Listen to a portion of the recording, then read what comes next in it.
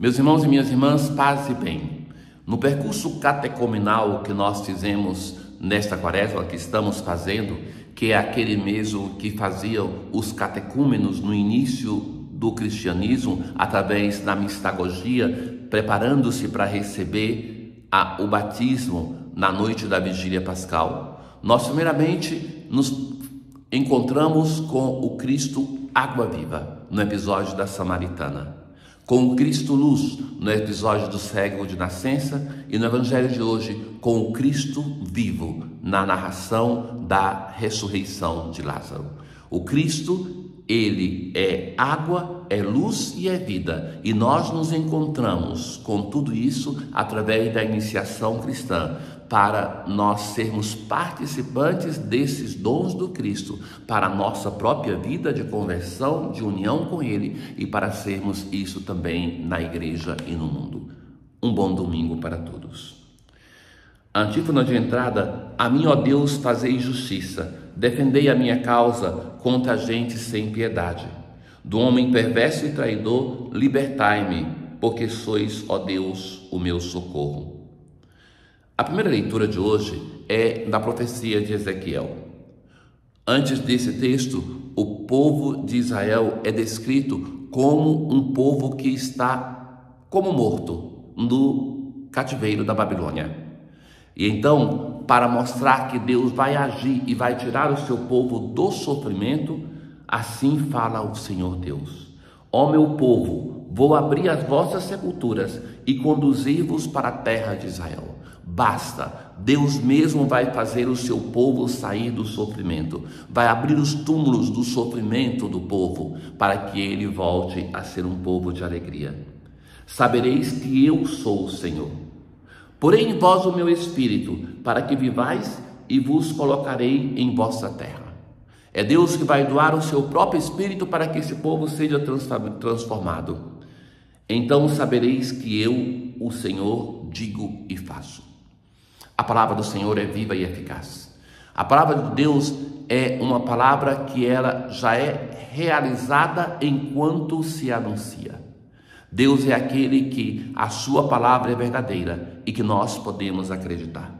Quantas promessas de Deus nós temos nas Escrituras? Quantas vezes Deus prometeu a sua salvação, a sua ação na nossa vida? Mas recordem-se que quando Jesus faz um milagre, ele vai dizer assim: a tua fé te salvou. Essas promessas, nós mesmos, muitas vezes, que nós não realizamos essas promessas, não deixamos que elas se realizem, porque nós não acreditamos. O salmo de hoje, o salmo 129, é tantas vezes usado na celebração dos funerais, porque é uma promessa de alegria, de um Deus que vai agir tirando alguém do sofrimento. Das profundezas eu clamo a vós, Senhor, escutai a minha voz. Vossos ouvidos estejam bem atentos ao clamor da minha prece. Em vós se encontra o perdão, eu vos temo e em vós espero.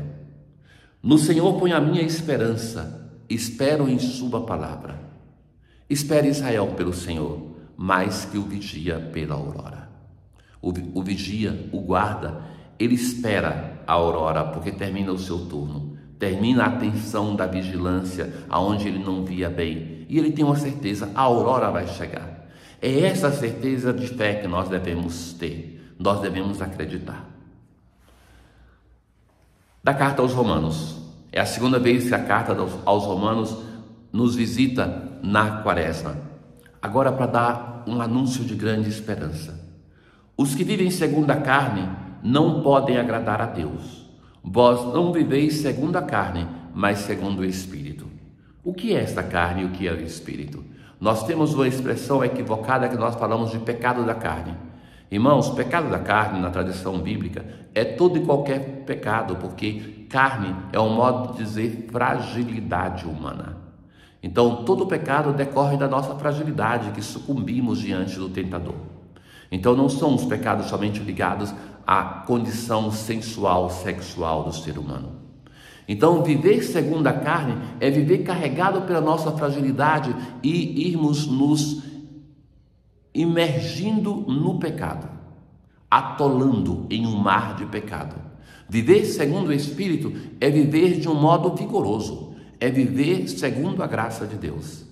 Então, a carne é essa fragilidade. Quando nós dizemos assim que o Verbo se encarnou, estamos dizendo que ele assumiu radicalmente na sua natureza a nossa fragilidade, que ele assumiu a condição humana até a última consequência. Assim continua a carta, ao término vai dizer: então aquele que ressuscitou Jesus Cristo dentre os mortos, vivificará também vossos corpos mortais, por meio do seu Espírito que mora em vós. É um sinal de esperança, para dizer que é por graça de Deus, que nós, apesar da nossa condição de carne, somos revigorados e nos tornamos seres espirituais. Na aclamação ao Evangelho de hoje, eu sou a ressurreição, eu sou a vida. Quem crê em mim não morrerá eternamente. Nós temos hoje a narração do último sinal, o último milagre de Jesus no quarto Evangelho.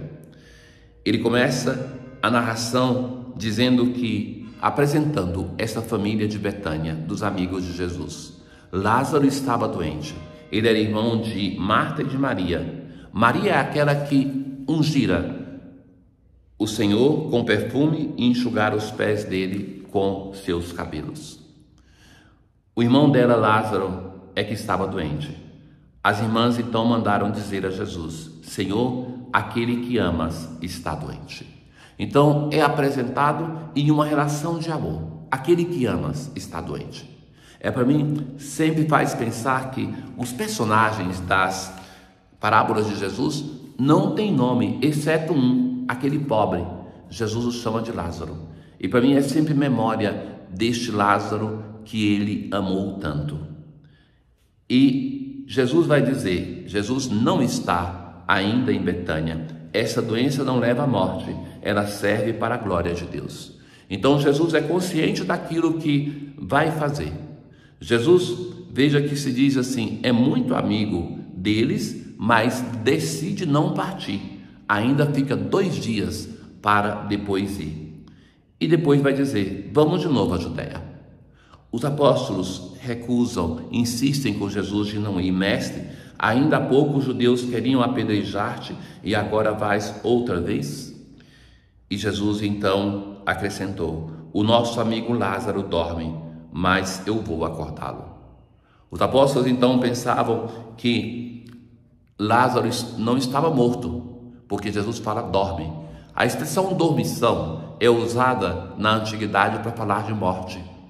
Então, agora Jesus vai dizer claramente, Lázaro está morto, mas por causa de vós, alegro-me por não ter estado lá, para que creiais, mas vamos para junto dele.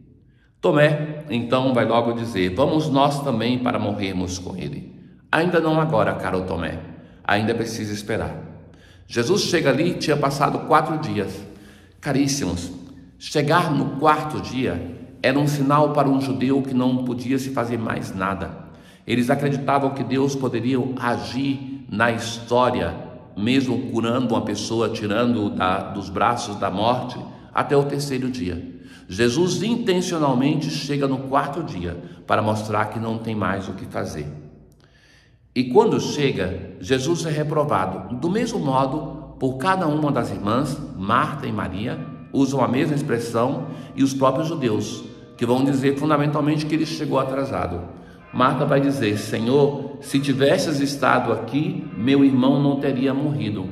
Mas, mesmo assim, eu sei que o que pedires a Deus, Ele te concederá. Quando alguém morre, nós temos esse sentimento, que Deus chegou tarde. Jesus, então, neste Evangelho, se mostra o momento que Jesus mais chora. Jesus chora na Bíblia em alguns momentos, por Jerusalém que não se converte, quando se aproxima a sua morte, mas aqui Jesus chora efusivamente.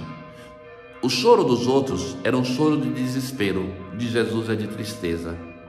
Jesus então vai rezar diante do túmulo, dizendo que abrissem, não queriam abrir, porque tinha passado o tempo. Pai, eu te dou graças porque me ouviste. Eu sei que sempre me escutas, mas digo isso por causa do povo que me rodeia, para que creia que tu me enviastes. e dá um grito: Lázaro, vem para fora. O morto sai. Jesus manda desatá-lo e deixá-lo caminhar. E os judeus creram nele. Com este milagre, meus caros, entorna de vez o caldo na relação com os judeus. Em Betânia, a 8 quilômetros de Jerusalém, um grupo vê um grande milagre. Jesus ressuscita o seu amigo Lázaro.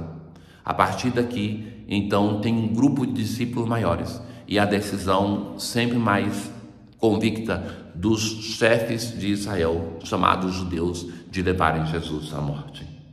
Senhor nosso Deus, dai-nos por vossa graça caminhar com alegria na mesma caridade que levou o vosso Filho a entregar-se à morte no seu amor pelo mundo.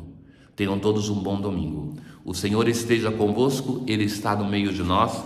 Abençoe-vos o Deus Todo-Poderoso, Pai, o Filho e o Espírito Santo. Paz.